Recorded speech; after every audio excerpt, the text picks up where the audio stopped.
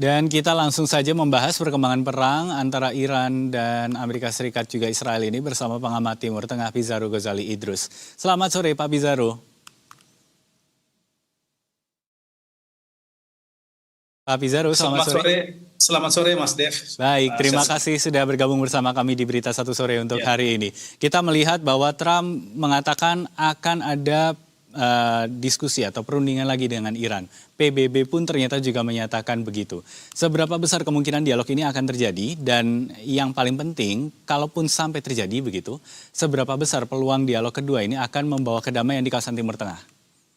Iya, Mas Dev, kalau kita lihat ya, kedua negara ini walaupun kemarin deadlock di Islamabad ya dalam negosiasi senjata, tetapi kedua negara baik Amerika Serikat dan Iran itu masih membuka opsi-opsi negosiasi lanjutan yang kemarin sempat buntu ya. Dan kalau kita lihat sekarang arahnya ya antara Amerika Serikat dan Iran ini tampaknya perundingan gencatan senjata ronde kedua ya, ini hal yang memungkinkan. Ya bahkan bukan tidak mungkin itu bisa berlangsung dalam waktu yang tepat. Kenapa Mas Dev? Karena Trump itu menemukan orang yang tepat nih. Sekarang itu salah satu mediatornya nanti, ini tetap akan di Pakistan, di Islamabad. Tetapi sekarang itu lebih kepada membahas mengenai teknis gencatan senjata. Makanya yang muncul itu namanya Jenderal Asim Munir ya. Ini salah seorang jenderal pangkat tertinggi di Pakistan ya. Ini bahkan dia jabatannya itu bintang 5 tuh. Dia di atas panglima tertinggi ya, atau jenderal besar gitu. Dan dia ini orang yang dekat sama Trump. Dia punya hubungan yang kuat dengan Trump, bahkan Trump kan mengatakan ini orang yang favorit, jenderal yang favorit bagi diri saya. Tetapi walaupun dia dekat sama Trump, dia juga dekat dengan RGC karena dia pangkatnya jenderal, ya, gitu. Dia punya komunikasi yang sangat kuat dengan RGC, punya dialog yang sangat kuat, punya channel yang sangat kuat dengan RGC. Jadi kira-kira Asim Munir ini adalah pihak yang tepat lah untuk membicarakan negosiasi perdamaian. Dan kalau sudah panglima militer yang ditunjuk kedua belah pihak untuk membahas senjata, ini arah-arahnya kemungkinan akan lebih membahas masalah teknis. Kalau kemarin kan kita lebih kemarin tuh yang dialog diskusi yang pertama ya di Islamabad itu lebih berbicara tentang syarat-syarat ya atau komitmen-komitmen. Nah kalau kemudian negosiasi yang kedua ini kemungkinan arahnya itu sudah membahas klausul mengenai teknis ya terkait Selat Hormuz, terkait nuklir, terkait hubungan Iran dengan berbagai proksi, terkait juga tentang aset-aset Iran yang masih ditahan oleh Amerika Serikat segitu. Jadi kita mengharapkan bahwa di negosiasi gencatan senjata yang fase kedua ini atau pertemuan kedua ini tampaknya akan ada beberapa klausul yang bisa disepakati. Memang belum bisa perdamaian penuh, belum ada gencatan senjata yang betul-betul maksimal, tetapi deeskalasi ini ya, penurunan konflik dan peperangan ini tampaknya akan diperpanjang dalam negosiasi putaran kedua. Trump mengatakan dalam 2 hari ke depan akan ada informasi mengenai hal ini ya, tetapi kita tunggu saja apakah betul akan terjadi pada pekan ini atau pekan berikutnya. Yang jelas waktu hanya tinggal 2 pekan antara Iran dan Amerika Serikat untuk menentukan mau ke arah mana perang yang mereka lakukan. Apakah mereka ingin sama-sama cooling down, sama-sama menurunkan tensi yang ada dan kemudian masuk ke meja perundingan, atau kemudian meningkatkan eskalasi perang di antara Amerika dan Iran. Sekali lagi, kalau ini terjadi, yang rugi adalah dunia internasional. Karena harga minyak kemungkinan IMF sudah mengatakan bisa naik ke 150 US dollar kalau perang ini berlanjut dalam waktu menengah. Tetapi kalau perang ini panjang, ini yang kita mengerikan karena harga minyak itu diprediksi oleh IMF itu bisa mencapai 200 US dollar per barrel gitu. Pasti kedua masalah-masalah ini, problem-problem ini pasti sudah ada di pikiran Iran, sudah ada di pikiran Amerika Serikat. Tinggal kemudian mereka menyepakati kira-kira mana-mana poin-poin yang selama ini menjadi jalan buntu atau deadlock itu bisa dikompromikan di antara mereka dan kemudian mereka bisa mencapai deal.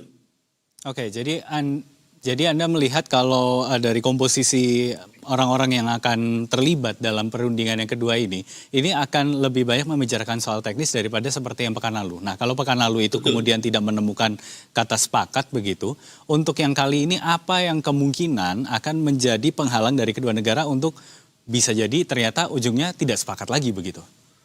Iya, menurut saya yang paling sangat krusial dalam negosiasi inilah Selat Hormuz.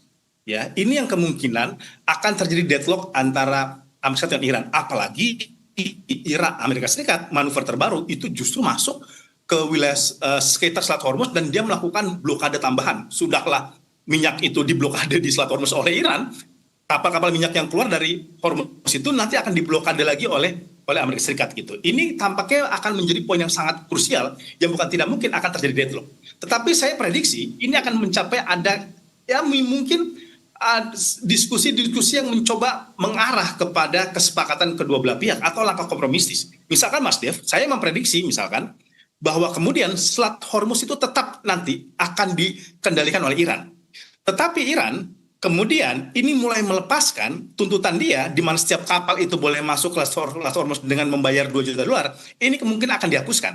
Tetapi dengan jaminan, karena tidak mungkin Iran itu membiarkan navigasi Selat Hormuz itu bebas tanpa ada jaminan. Jaminan yang pertama ialah Amerika Serikat berhenti melakukan agresi kepada Iran. Ini kemungkinan yang akan dibahas di dalam pertemuan fase yang kedua. Kemudian diskusi yang selanjutnya ialah untuk memberikan jaminan agar Iran tidak diserang, akan ada negara pihak ketiga yang memberikan jaminan di Selat Hormuz.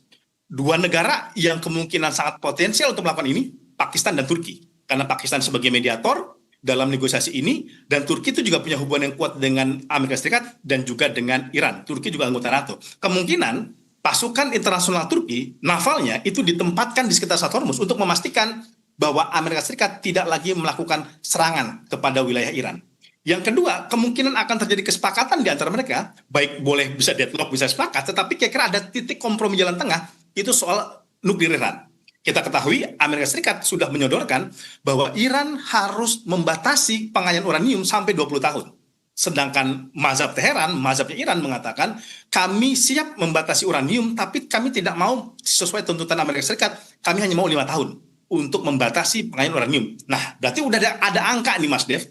Amerika Serikat 20, Iran 5. Tetapi pasti kan ada titik komprominya. Dari kedua mazhab yang saling bertentangan ini, mazhab Washington dan Teheran ini, harus ada jalan tengah untuk disepakati bersama. Dan kalau saya mendapatkan laporan bahwa Oman dan Pakistan mengusulkan jalan tengahnya ialah pembatasan uranium Iran sampai 10 tahun atau 12 tahun, 10 sampai 12 gitu. Ini mungkin jalan tengah yang akan diambil antara Amerika Serikat dan Iran untuk menengahi masalah nuklir. Dan juga jangan lupa, Rusia sudah siap mengatakan bahwa kami siap menampung cadangan uranium Iran sebesar 450 kg yang sekarang terkubur di runtuhan fasilitas Natanz, itu untuk diserahkan kepada Rusia. Kalau kita bicara sejarah, ini pernah dilakukan oleh Amerika Serikat. Amerika Serikat itu memindahkan cadangan uranium Kazakhstan, bekas Uni Soviet, itu 600 kg uranium, Mas Dev. Itu dipindahkan ke Amerika Serikat dengan fasilitasi dari IAEA. Memang itu sangat kritis sekali, kalau ini bocor itu bisa menimbulkan radiasi sangat kuat. Nah, Putin sudah mengatakan seperti itu. Putin juga sudah berdialog dengan Iran dan juga dengan negara-negara lainnya.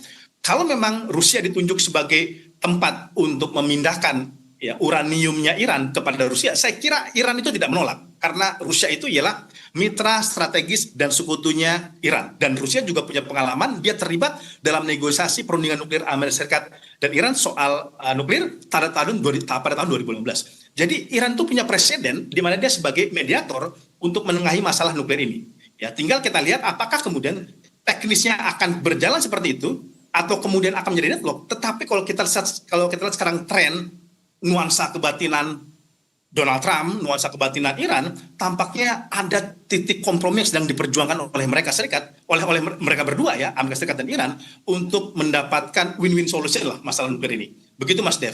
Oke, jadi Anda juga sudah menyebutkan soal uranium, pengayaan begitu ya, dan kemudian juga kemungkinan soal apa yang akan berlaku dengan uranium dan nuklir ini. Kalau Anda melihat sebenarnya Iran ini mau apa sih dengan uranium ini? Apakah memang arahnya ke senjata nuklir atau ya sebenarnya hanya untuk pemenuhan kebutuhan-kebutuhan misalnya pembangkit listrik tenaga nuklir ataupun hal-hal yang lainnya. Nah, kalaupun memang ternyata arahnya sampai ke sana, apa sebetulnya yang jadi kekhawatiran Amerika Serikat soal kepemilikan uranium itu? Iya, begini Mas Dev, ini menarik sebenarnya. Kalau kita lihat, Iran itu berkali-kali mengatakan bahwa kami komitmen terhadap perdamaian, bahwa kami tidak ada niat sama sekali untuk kemudian membuat nuclear weapon, ya. Itu garansi yang diberikan oleh Iran, ya. Bahkan kan Iran itu sebenarnya terbuka. Jika Badan Pengawas Internasional IAEA itu mau masuk kepada Iran mengawasi ini semua, mereka itu siap seperti itu. Cuman memang Amerika Serikat itu dia juga punya kartu, Mas Dev. Laporan-laporan yang diterima oleh Amerika Serikat bahwa ada pergerakan rahasia dari Iran itu untuk membuat senjata nuklir. Ya, karena sekarang kapasitas uranium Iran itu 60%, hanya tinggal butuh 30%, atau dalam hitungan waktu itu bisa 1 semester sampai 1 tahun, itu Iran bisa bertransformasi membuat senjata nuklir. Persoalannya, ini bukan hanya pada Iran, tetapi pada Amerika Serikat. Karena Iran itu pasti dia mungkin saja membuat senjata nuklir kalau kemudian serangan, agresi, invasi itu terus dilakukan oleh Amerika Serikat. logikanya di dalam teori militer, jika dia terancam, Mas Dev, dia pasti tidak ada pilihan untuk memperkuat kapasitas militer dia, kapasitas pertahanan dia, untuk melakukan antisipasi atas serangan yang dilakukan oleh Amerika Serikat. Itu kan pernah dilakukan oleh Rusia ketika NATO mengancam akan ikut berperang bersama Ukraina menyerang Rusia, melakukan agresi pada Rusia. Putin sampai pada pemikiran bahwa jangan salahkan kami, bahwa jangan kemudian kutuk kami kalau kami kemudian mengaktifkan sel-sel dan proyek nuklir kami. Nah, seperti itu. Karena apa? Dia merasa terancam dengan invasi di NATO. Nah, pertanyaannya adalah sejauh mana kemudian Pakistan itu bisa membujuk Trump, bisa memastikan dan memberikan bahwa Trump itu tidak melakukan serangan kembali secara jangka panjang kepada Iran ya. Karena kalau itu terjadi, Iran dia tidak punya opsi lain untuk kemudian membuat senjata nuklir.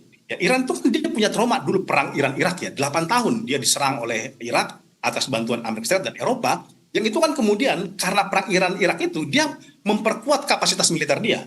Ada IRGC mengkonsolidasikan kekuasaan militer mereka, pertahanan mereka. Karena dia berkaca bahwa perang Iran-Irak itu mereka dikepung oleh kekuatan Irak, Amerika Serikat dan juga Eropa. Dan ini bukan tidak mungkin, itu juga terjadi kan sekarang dalam konteks perang Iran, perang Amerika Serikat ya. Jadi perlu negara-negara memastikan bahwa Trump memang mencoba mencari niat damai, tidak kemudian berupaya untuk melakukan atau bahkan sampai menaklukkan Iran, mengganti rezimnya. Kalau itu pikiran Trump masih seperti itu, prinsipnya seperti itu, maka kita khawatir dan patut khawatir Iran justru dia mempercepat program nuklirnya. Tetapi at least sampai sekarang Iran mengatakan kami siap berdialog, kami siap berunding, dan kami siap menurunkan atau mengencerkan uranium yang diperkaya kalau memang ada jaminan. Syaratnya agak berat ini masalah Mas Dev. Aset kekayaan dia yang ditahan oleh Amerika Serikat itu kemudian dicairkan.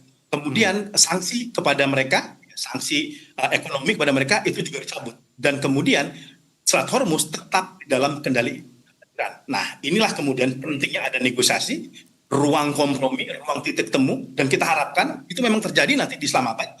Minimal ada kemudian teks yang bisa disepakati untuk sementara, Mas Dev.